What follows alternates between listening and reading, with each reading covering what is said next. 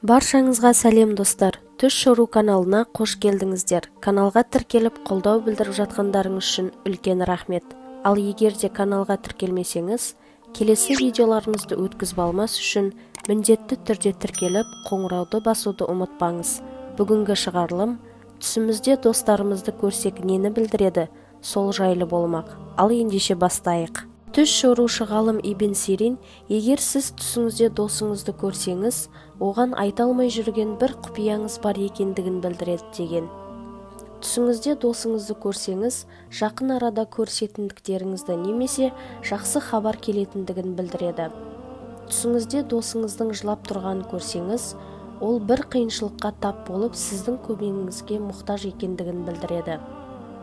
Егер де түсіңізде досыңыздың ашулы түрін көрсеңіз, сізді бір жаман ойлар мазалап жүргендігін білдіреді.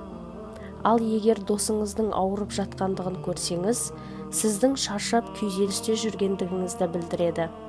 Түсіңізде бала кезіңіздегі досыңызды көрсеңіз, сол бір шақты сағынғандығыңызды білдіреді. Сондай-ақ бұл түс басыңыздағы қиыншылықтан құтылатындығыңыздың белгісі.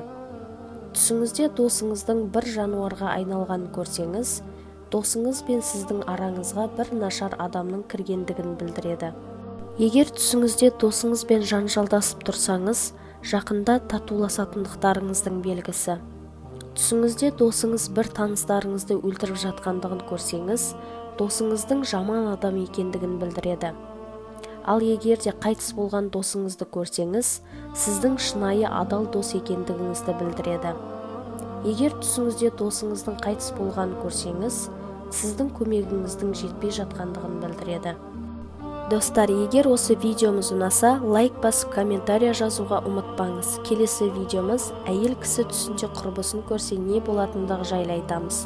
Видеоны жіберіп алмас үшін каналға тіркеліп қоңырауды басып қоюды ұмытпаңыз.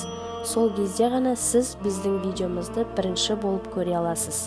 Сау болыңыздар.